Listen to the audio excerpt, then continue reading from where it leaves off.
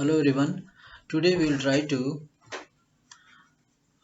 do an activity in which we will try to understand the concept of equipotential surface. Let me take a charge here and let me place. Let me try to find out the equipotential surface at this point. At this point, if I want to know the equipotential surface, let me keep it here. This surface here.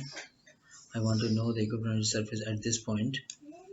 The potential is 9.028 volts, okay, and equipotential surface is this much. I want to know an equipotential surface here. Suppose it will be this one. It will be concentric circle. I want to know here. It will be this much. I want to know here equipotential surface. It will be here. Now let me bring one more charge here and let me find out the equipotential surface. Let me bring a charge here. This is positive charge. Let this be a dipole. In case of a dipole, let us see how the equipotential surface at this point. Let us check. It is this much. I want to know at this point this much. See the shape. It is not a concentric circle. Here it is this. Here it will be for this. Let me check here. It will be like this. It will be like this. It will be like this. See the shape. How the shape is going. Can you see the difference? These are the equipotential surfaces.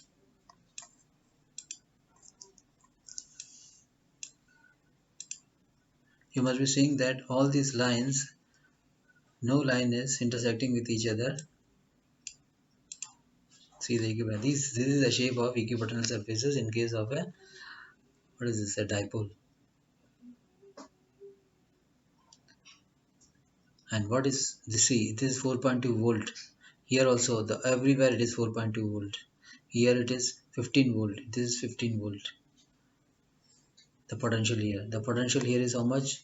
Minus 16 volt. It's a negative charge. Again, it is minus 4.9 volt for this surface. Likewise, each and every equipotential surface has the potential same at each and every point. And if you imagine in 3 dimension, these will be surfaces, concentric spheres, and surfaces of those spheres will have same potential at each and every point.